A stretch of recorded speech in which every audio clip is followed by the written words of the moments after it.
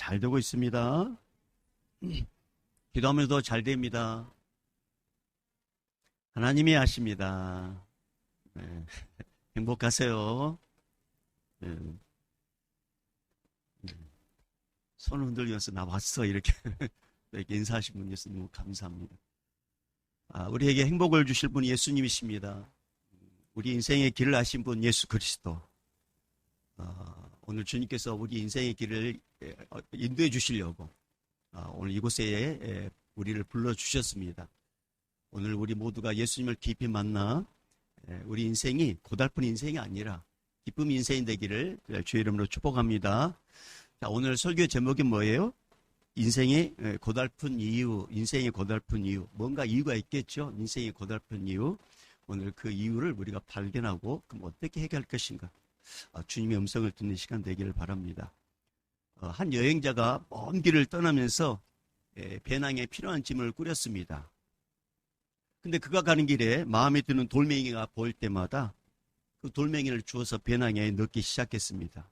이 돌을 주울 때 너무 예쁘고 보기 좋으니까 나중에 쓸모 있을지도 몰라. 이거 너무 예뻐서 못 버려. 그러면서 하나하나 이렇게 돌멩이를 주워서 배낭에 넣습니다. 근데 처음에는 가벼웠던 이 배낭이 점점 무거워지면서 어깨를 짓눌렸고 결국은 그 한 발자국도 내딛지 못할 정도로 엄청나게 힘이 들었습니다. 이 배낭 속의 돌멩이는 이 여행자에게 전혀 도움이 되지 못했어요. 근데 그는 그것을 버리지 못하고 계속해서 끙끙거리면서 자기가 목축한 그 길을 걷기 시작했습니다. 여러분이 만약에 이 여행자라면 여러분 어떻게 할 것 같아요? 여러분 어떻게? 만약에 여러분이 이 여행자라면 길을 가다가 막 돌멩이를 주웠는데 돌멩이. 근데 이 돌멩이 너무 무거워. 그런데 이걸 지고 가. 근데 여러분이라면 어떻게 할 것 같아요? 속으로만 생각하면 그렇죠. 저도 아마 버릴 것 같습니다. 근데 여러분 그거 아세요? 우리가 이 여행자처럼 저마다 우리가 살아오면서 다양한 인생의 짐들을 이렇게 하나하나씩 내 인생의 이 짐에 쌓고 있다는 것을 우리가 잘 모릅니다. 미래에 대한 불안함, 미래에 대한 두려움, 정리되지 않는 이 인간관계, 과거의 누군가에 대한 앙금, 이미 지나간 일이 있는데 그 상처와 후회, 이런 것들이 내 마음속에 계속 품고 있는 거예요. 이것은 마치 돌멩이처럼 우리 마음을 무겁게 하고 우리 어깨를 쭉 처질게 해요. 그런데 우리는 그것을 여전히 품고 어제도 살았고 오늘도 힘겹게 살고 있다는 거죠. 이런 우리를 불쌍히 여기신 예수님께서 예수 믿는 우리에게 오늘 우리 불러주셔서 자유함을 주고 싶으셔요. 그래서 이렇게 말씀하셔요. 잘 들어보세요. 내 짐을 여호와께 맡기라. 내 짐을 예수께 맡기라.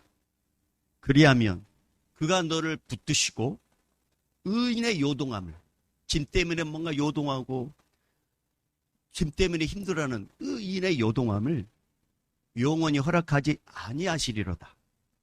오늘 주님께서 이렇게 말씀하십니다. 여러분이 해결할 수 있는 짐이라면 그냥 띵띵거리면서 가십시오.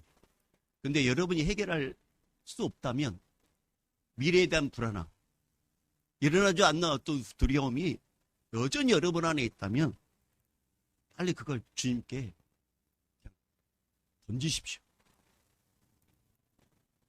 그러면 주님께서 우리 인생의 다양한 짐을 맡아주시는 것뿐만 아니라 해결해 주십니다. 그 예수님께서 오늘 이 예배당에 계십니다. 우리 모두 예수님을 꼭 만나고 돌아가야 우리 인생의 짐이 무거워지는 게 아니라 오늘부터 화분하게 하루하루가 기쁨이 넘치는 그런 모두가 되기를 주님 축복합니다. 자, 오늘 말씀은 대제사장 아론이 성소에 들어갈 때 판결 흉패 곧 가슴에 이스라엘 아들들의 이름을 붙여 요 앞에 영원한 기념을 삼으라고 하십니다. 그게 오늘 29절 말씀인데요. 자, 우리 29절 읽어보겠습니다. 시작. 아론이 성소에 들어갈 때에는 이스라엘 아들들의 이름을 기록한 이 판결 흉패를 가슴에 붙여 여호와 앞에 영원한 기념을 삼을 것이니라. 자, 30절에 보면, 후반절에 보면 이스라엘 자손의 흉패를 항상 그의 가슴에 붙일지니라, 이렇게 말씀하고 있어요. 대제사장은 제사장들이 입는 에봇을 입습니다. 그리고 이 에봇을 입고 성소에 들어갈 때 그 가슴에는 이스라엘의 12지파의 상징이 된 12개의 보석들이 박혀있는 흉패가 있어요. 이것을 대제사장은 하나님 앞에 들어갈 때, 하나님 앞에 갈 때 꼭 그것을 입고 그것을 달고 성소에 들어가라고 이렇게 말씀하고 있습니다. 여러분, 대제사장은 하나님 앞에 섰을 때 이스라엘 백성 전체를 대표하는 것뿐만 아니라 동시에 이 12개의 이 보석은 12지파를 상징한 것뿐만 아니라 이스라엘 백성의 한 사람 한 사람을 상징한 것 같아요. 그러니까 우리 하나님께서 아론에게 이 12보석을 항상 입고 붙이고 성전에 들어와라는 말씀은 뭐냐면, 우리 하나님께서는 이스라엘 백성의 12지파의 대표만 기억하는 것이 아니라 그 12지파에 속해 있는 한 사람 한 사람을 다 기억하고 있다는 것을 보여주고 싶어서 이 말씀을 주신 거예요. 그런데 여러분, 인간 대제사장 아론은 이스라엘 백성들의 이름을 잘 몰라요. 이스라엘 백성들의 삶을 잘 몰라요.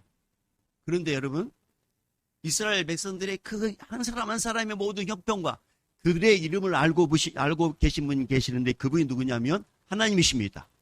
근데 하나님이신 그분이 이 땅에 인간의 몸으로 입고 오셔서 우리 인간의 모든 죄, 하나하나의 모든 죄를 십자가에서 다 해결해 주시는 분이 계셨는데, 그분이 누구냐? 예수 그리스도십니다. 여러분, 우리 예수님은 우리 한 사람 한 사람의 이름도 다 기억한 것뿐만 아니라 우리 한 사람 한 사람 형편도 다 아시는 것뿐만 아니라 우리 한 사람 한 사람 인생길도 다 아십니다. 다 아셔요.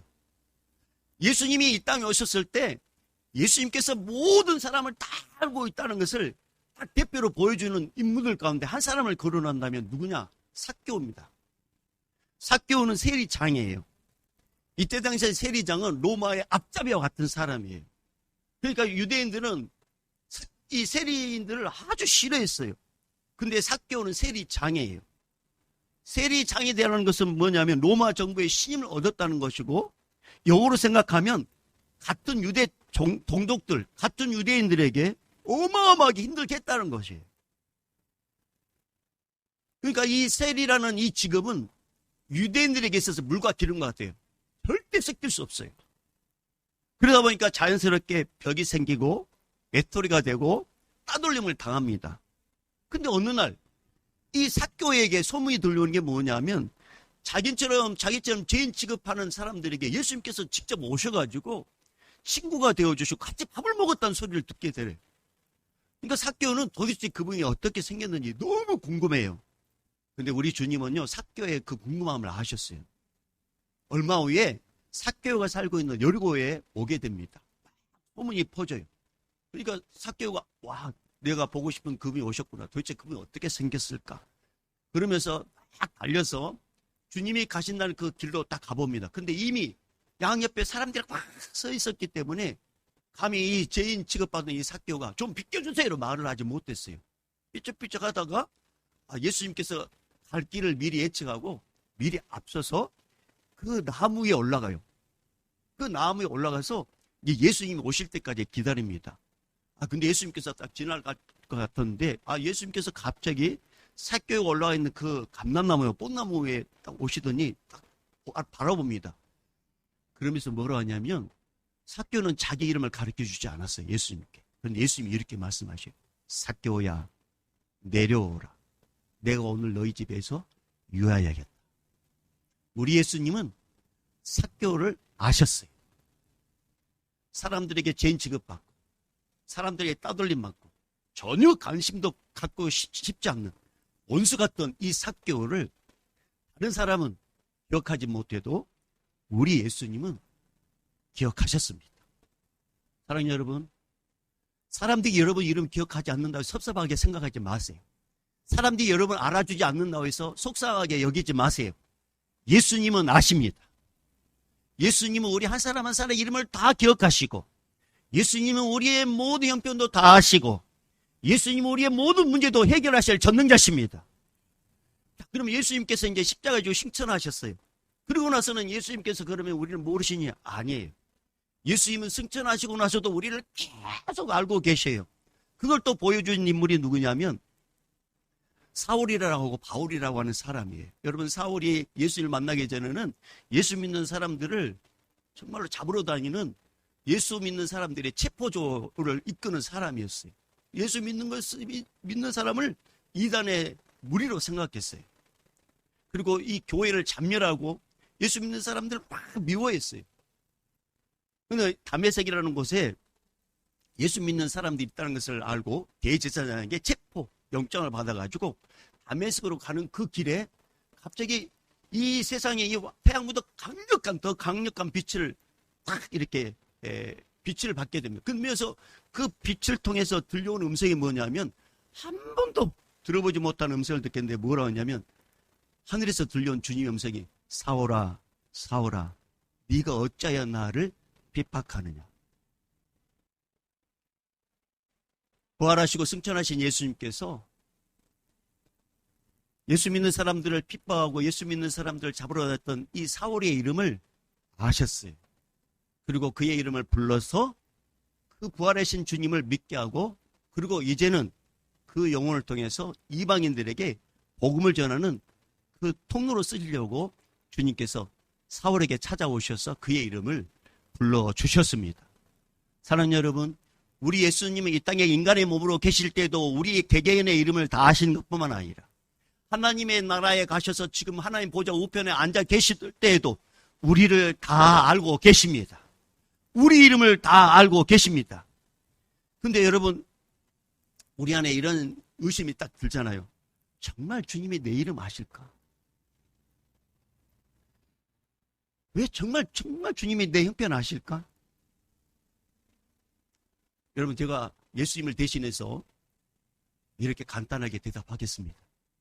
예, 알고 계십니다. 근데 왜 우리는 이 사실을 믿지 못하는 걸까요? 죄 때문에 그렇습니다. 하나님께서 에덴 동산을 만드시고 그곳에 인간을 창조해서 그곳에 살게 했습니다. 하나님의 인간에게 하나님의 능력을 부어주셔서 흙으로 각종 들짐승들과 공중의 각종 새를 지으시고 아담에게 그들의 이름을 짓도록 했어요. 아담은 동물들을 보는 순간 코끼리, 기린, 사자, 양, 염소, 독수리, 비둘기, 참새, 끝날 때까지 할렐루야. 그 짐승이 지나갈 때마다 이름을 지었어요. 근데 아담은 알았어요. 자기에게 능력이 있다는 게 아니라 하나님께서 자기에게 능력을 주셔서 동물을 보는 순간 아, 저건 코끼리야. 아, 저건 기린이야. 아, 저건 독수리고 아, 저건 비둘기야. 이렇게 이름을 짓도록 했다는 것을 알았어요. 그런데 이 인간이 타락합니다. 하나님처럼 되고 싶어서 하나님께서 먹지 말라는 선악과를 사탄의 유혹에 넘어가 따서 먹습니다. 타락한 인간은 더 이상 에덴 동산에 하나님과 함께 할 수 없어요. 왜? 그분은 거룩하기 때문에. 하나님은 이 인간을 쫓아내야 돼요. 근데 그냥 쫓아내지 않아요. 가죽옷을 입힙니다. 그리고 에덴 동산에 쫓아냅니다. 하나님을 떠난 인간은 점점 하나님을 잊어버립니다. 하나님을 떠나 하나님을 잊어버린 인간은 사탄의 유혹에 넘어가서 하나님 대신 하나님이 만드신 피조물, 나무나 돌이나 태양이나 짐승을 경배 대상으로 삼아서 섬깁니다. 근데 더 안타까운 것은 하나님을 떠난 인간은 자신이 어디서 와서 어디로 가고 어떻게 살다가 종착역이 어디인지 모르고 산다는 거죠. 그리고 사탄의 동역자가 되어가지고 하나님의 반역자가 되어서 평생 죄짓고 살다가 지옥불에 떨어져 영원한 고통을 받는다는 사실을 살았을 때는 몰라요. 근데 죽고 나서 이제 그걸 알게 돼요. 이게 바로 인간의 실체입니다. 근데 우리를 사랑하신 우리 하나님 아버지께서, 창조주가 되신 우리 하나님 아버지께서 하나님을 잊어버린 인간들에게 다시 하나님을 기억하게 하시고, 하나님의 은혜를 잃어버린 영혼들에게 하나님의 은혜를 부어주시고자 인간의 죄 문제를 해결해 주시려고 한 가지를 작정하시는데, 그게 뭐냐? 제2격 성자 하나님을 이 땅에 보내는 일이에요. 그리고 이 땅에 오신 분이 누구시냐? 바로 예수 그리스도십니다. 요한복음 3장 16절 17절에 하나님이 세상을 이처럼 사랑하사 독생자를 주셨으니 이는 그를 믿는 자마다 멸망하지 않고 영생을 얻게 하려 하심이라. 자, 그러면 17절 이렇게 말씀하셔요. 하나님이 그 아들을 세상에 보내신 것은 세상을 심판하려 하심이 아니요 그로 말미암아 세상이 구원을 받게 하려 하심이라. 사랑하는 여러분, 내가 예수를 믿는 게 아니라 예수님이 나에게 찾아오셔서 나에게 이 믿음을 주시고 예수 믿게 하셨습니다. 예수님이 나를 선택하셨어요. 그리고 나에게 구원의 은혜를 주셨어요. 여러분, 선택한 나를 예수님이 잊겠습니까? 아닙니다.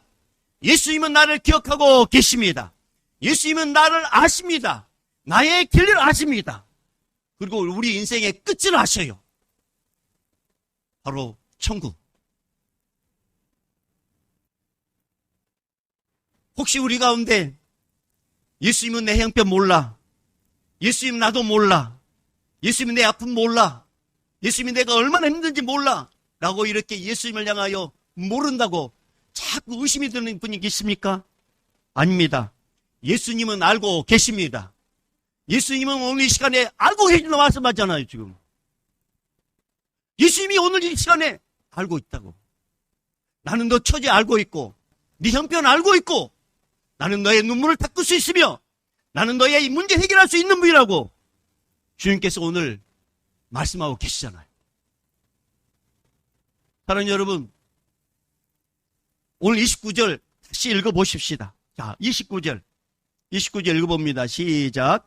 아론이 성소에 들어갈 때에는 이스라엘 아들들의 이름을 기록한 이 판결 흉패를 가슴에 붙여 여호와 앞에 영원한 기념을 삼을 것이요.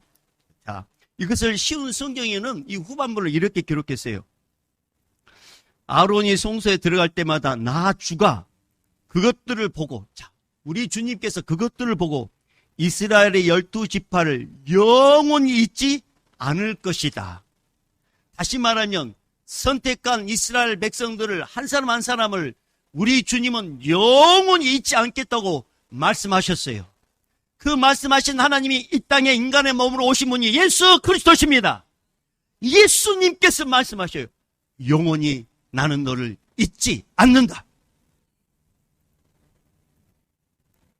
사랑하는 여러분, 예수님은 나의 이름뿐만 아니라 나의 고민, 나의 아픔, 그리고 어떤 일로 해서 내가 기뻐하는 것, 무슨 일로 해서 어떤 감사하는 것, 우리 예수님은 다 알고 계십니다. 그러므로 인생을 살다가 외롭고 지칠 때, 혼자라고 느껴질 때, 그럴 때 나의 이름을 기억하시는 예수님을 부르십시다. 그러면 예수님께서 항상 내 곁에 함께하고 있다고 오늘 또 이렇게 말씀해 주신 것뿐만 아니라 앞으로도 영원토록 주님 나라 갈 때까지 나와 동행하십니다. 그래서 우리 주님이 이렇게 말씀하셨어요. 세상 끝날까지 내가 너와 항상 함께 있으리라. 여러분, 그래서 밤길에 혼자 가면 무섭잖아요. 근데 밤길에요, 강아지와 같이 가면 또 그것도 힘이 돼요. 근데 사람과 함께 가면 얼마나 힘이 되겠어, 같이 가. 근데 여러분, 우리 인생의 캄캄한 길에 내 혼자 간다는 생각해 보십시오. 얼마나 참 이렇게 걱정이 되겠어요. 막막하고. 그런데 약속하시잖아요. 우리 전능자 되시고 나를 사랑하시는 우리 예수님께서 우리 인생 끝날 때까지 눈에 보이지 않지만 지금 나와 함께 계시고, 할렐루야, 내 곁에 계십니다. 언젠가는 남편도 떠나고 언젠가는 아내도 떠나고 언젠가는 내 혼자 남게 되는 인생의 천하고와 같은 삶을 살 때가 있어요. 근데 여러분, 우리는 고아가 아니에요. 예수님이 함께 계셔요. 그러니까 우리는 절대 혼자가 아닙니다. 우리 예수님이 함께 하십니다. 그러니까 여러분, 이 시간에 가슴에 딱 손을 얹고 이렇게 다시 한번 주님이 말씀하시는, 주님이 나와 함께 하신다. 할렐루야. 오늘 이 시간에 성령님께서 임자하여 주셔서 믿어지는 은혜를 더해주시기를 축복합니다. 자, 그 다음에 30절 읽어볼게요. 30절 시작. 너는 우림과 둠림을 판결 융패 안에 넣어 아론이 여호와 앞에 들어갈 때 그의 가슴에 붙이게 하라. 아론은 여호와 앞에서 이스라엘 자손의 흉패를 항상 그의 가슴에 붙일지니라. 아멘. 자, 여기서 우림과 둠림이 나와요. 우림이라는 것은 빛이라는 뜻이고, 둠림이라는 것은 완전함, 그런 뜻을 갖고 있는데, 우림과 둠림은 대제사장들이 백성들을 대신해서 하나님의 뜻을 알고자 할 때 사용하는 도구예요. 백성들이 신앙적인 삶을 살거나 또 이렇게 사회적인 삶을 살 때 자신들이 해결하지 못할 문제가 있지 않겠습니까? 자신들이 결정하지 못할 문제들이 있을 때 이것을 이제 대제사장에게 가져와요. 또 국가의 어떤 중대차한 어떤 문제를 판단해야 될 문제가 있을 때 그것을 또 대제사장에게 갖고 가요. 이렇게 갖고 온 이 난제들, 이렇게 갖고 온 이 문제들을 대제사장은 이렇게 판단할 수 없어요. 그래서 하나님께서 하나님께 반드시 물어서 이 문제를 해결해 줘야 돼요. 그런데 대제사장은 자기 혼자서 이걸 판단해가지고 이걸 분별해가지고 이렇게 하라 저렇게 하라 말할 수 있는 그런 능력이 아무것도 없어요. 그래서 하나님은 인간 대제사장을 도와주려고 뭘 줬냐면 우림과 둠림을 주셨어요. 그리고 우림과 둠림을 통해서 하나님의 뜻을 전했습니다. 하나님은 대제사장에게 물어보면 우림과 둠림, 뭔가 하나를 딱 선택할 때 손에 넣어가지고 뭔가를 딱 끄집어가지고 우림, 또 뭔가 둠림 이렇게 나오면 그걸로 가가지고 뭔가 판단하도록 하나님께서 우림과 둠림으로 응답을 해 주셨어요. 근데 여러분 잊지 말아야 할 것은 우림과 둠림은 그냥 돌에 불과해요. 그 돌이 뭔가 말하는 게 아니라 하나님께서 그 돌을 통해서 하나님의 뜻을 전했을 뿐입니다. 그래서 대제사장은 우림과 둠림을 통해서 하나님의 뜻을 발견하고 알고 그것을 이제 중보적으로 이렇게 성도들에게 백성들에게 알려준 역할을 한 것뿐이에요. 그러니까 우림과 둠림은 하나님과 대제사장의 사이에 중보 역할을 이 하나님은 돌을 통해서 했습니다. 여러분, 하나님께서 인간에게 하나님의 뜻을 전하는 중보 역할로 우림과 둠림을 사용했듯이 이제는 하나님이 직접 이 땅에 오셔서 우림과 둠림의 역할을 하신 분이 계시는데 그분이 누구냐? 누굴까요? 답을 별로 모르죠. 답은 예수 그리스도예요. 제가 물어볼게요. 여러분, 하나님이신 그분이 이 땅에 인간의 몸으로 오셔가지고 우림과 둠림의 역할을 하신 분이 누구실까요? 예, 예수 그리스도십니다. 예수 그리스도. 예수 그리스도. 예수님은 인간과 하나님 중간에서 우림과 둠림이 되어주셔가지고 인간들이 질문한 것에 대해서 답변을 하십니다.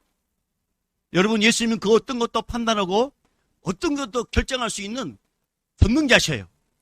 왜냐하면 예수님은 하나님이시기 때문에 그렇습니다.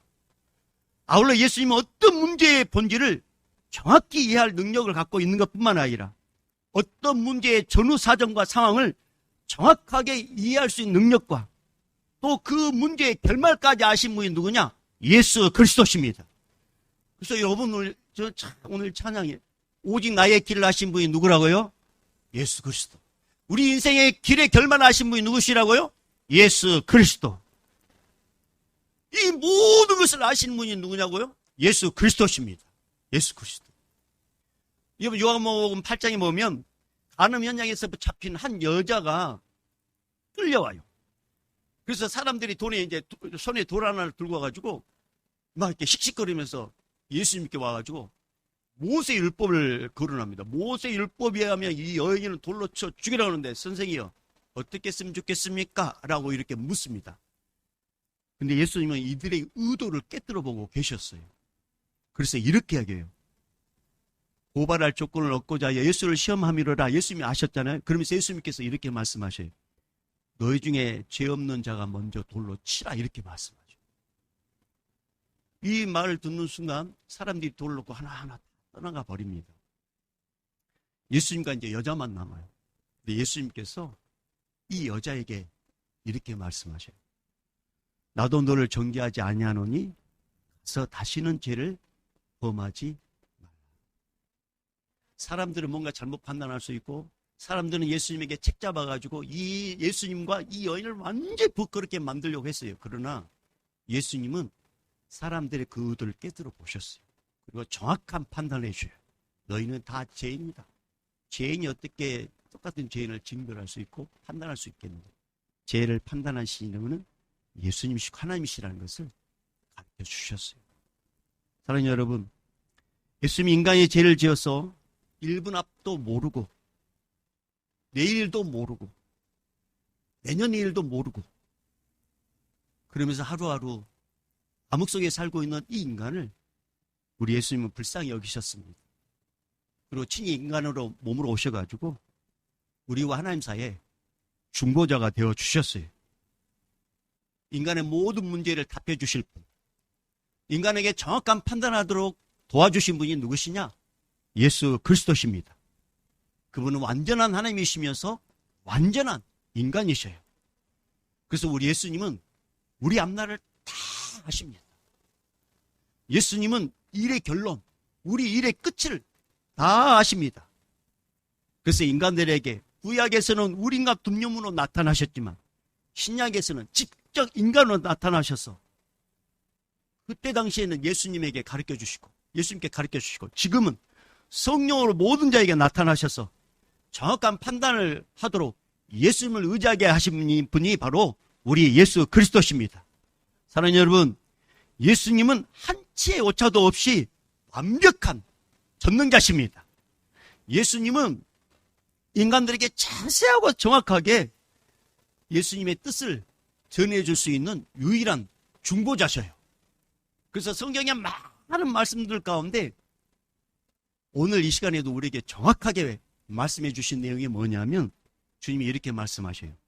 내가 곧 길이요 진리요 생명이니 나로 말미암지 않고서는 아버지께로 올 자가 없느니라.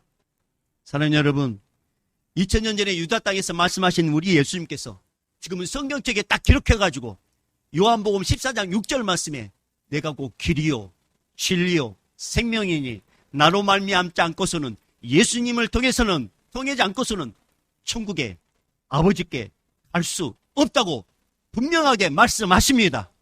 사랑하는 여러분, 우리 예수님은 천국으로 우리를 인도하실 중보자십니다. 예수님은 우리의 기도를 응답해 주시는 하나님이십니다.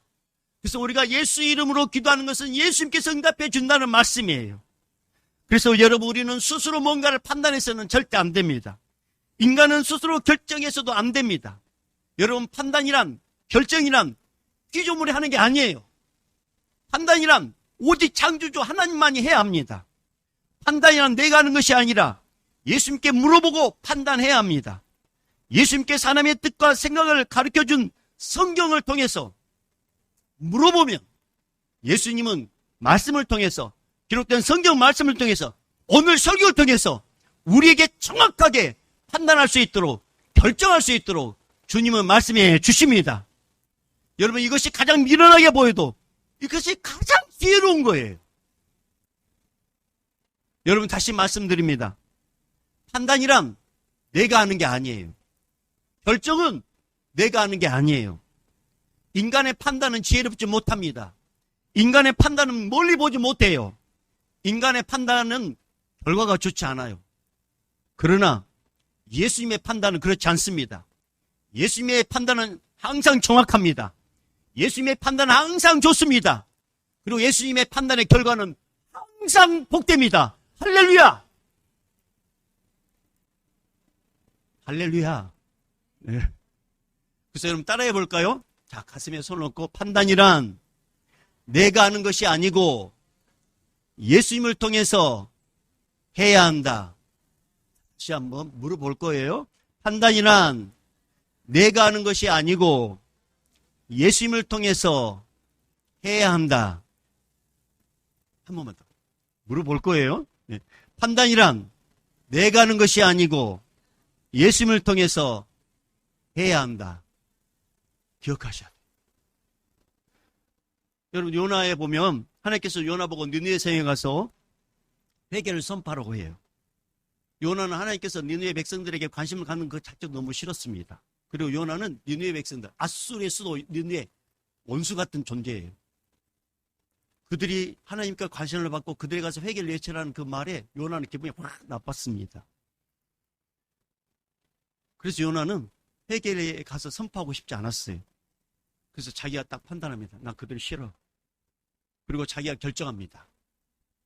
니느웨 대신 반대편 시스로 가기로 결정을 합니다. 그리고 시스에 갔더니 딱 배가 기다리고 있어요. 그리고 딱 배를 타는 순간 너무나도 순탄하게 배를 타고 갔습니다. 근데 얼마 가지 못해 큰 풍랑을 만나요. 이 배에 탄 선원들이 물건을 다 버려도 이 풍랑이 막 배가 흔들리는 거예요. 도대체 이 풍랑의 원인이 뭔지 제비법 한번 뽑아보자. 그래서 이제 모든 사람 제비를 뽑아봤는데 누가 뽑히냐?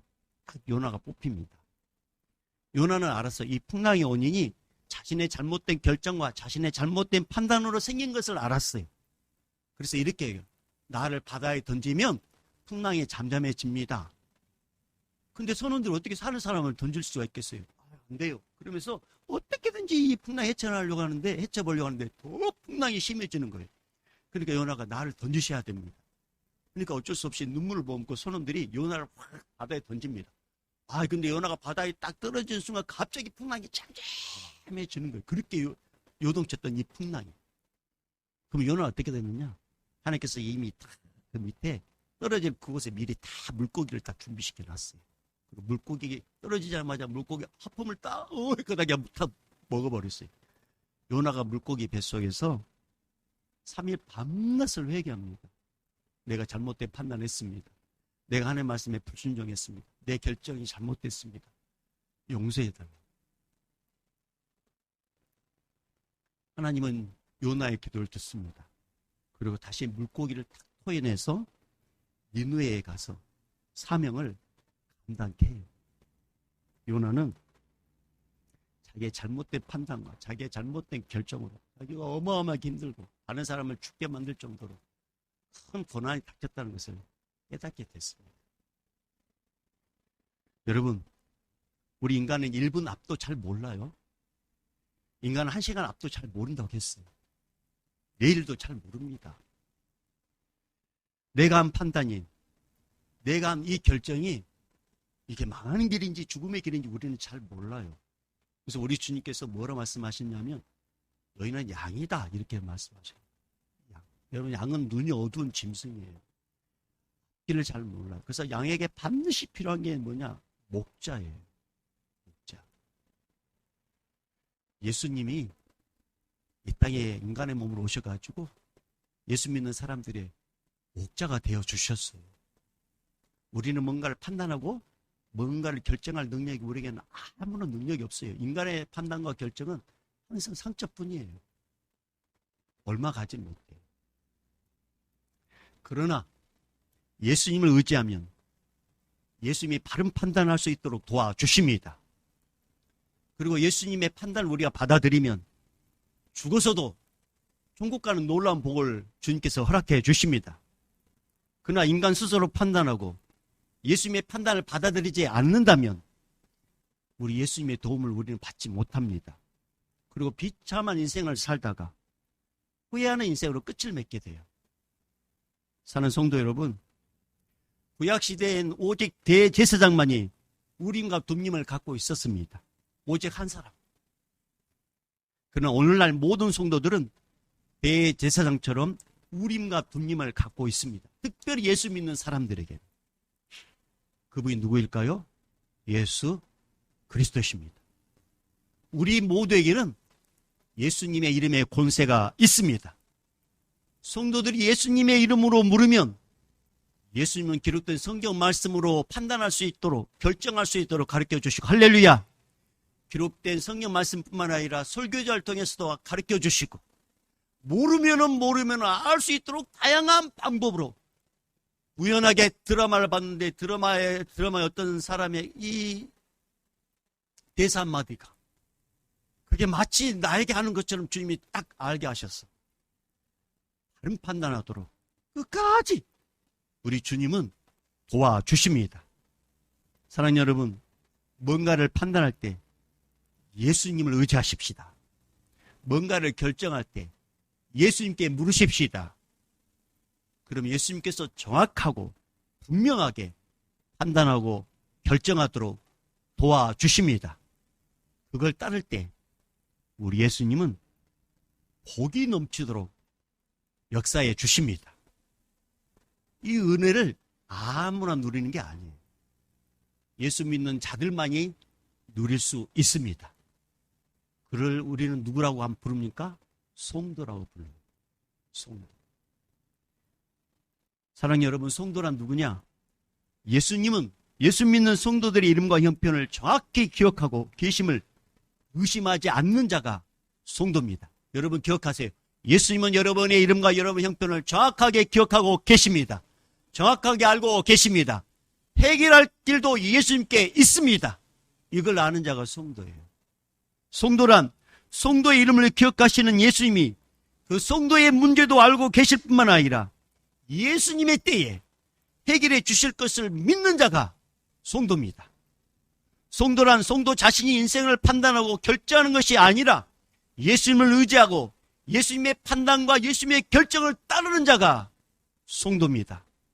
성도란 예수님의 판단을 따를 때 그 길이 고통스러워도 예수님의 판단이 잘못된 것이 아니라 그 길이 영적 성장의 지름길이라고 믿고 묵묵하게 감사하며 가는 자가 성도입니다. 성도란 기도하며 하나님의 판단을 구할 때 반드시 응답하심을 믿고 기다린 자가 성도입니다. 성도란 언제나 예수님께 물어보고 예수님의 판단을 따라 사는 것이 자녀들에게 보여주는 신앙교육이라는 것을 아는 자가 성도입니다. 사랑하는 여러분, 우리는 누굽니까? 성도입니다. 따라해 보십시다. 나는 성도다. 우리는 누구라고요? 성도입니다. 예수님을 믿는 성도입니다. 예수님 함께 하십니다. 예수님에 묻고 예수님께 의지하면 예수님이 판단할 수 있도록 지혜를 더해 주시고 예수님이 결정할 수 있도록 가르쳐 주십니다. 그래서 여러분, 말씀 마무리하려고 합니다. 예수님은 우리 한 사람 한 사람을 다 기억하십니다. 그리고 매일 수많은 선택의 순간을 마주한다는 것도 우리 예수님은 다 아셔요.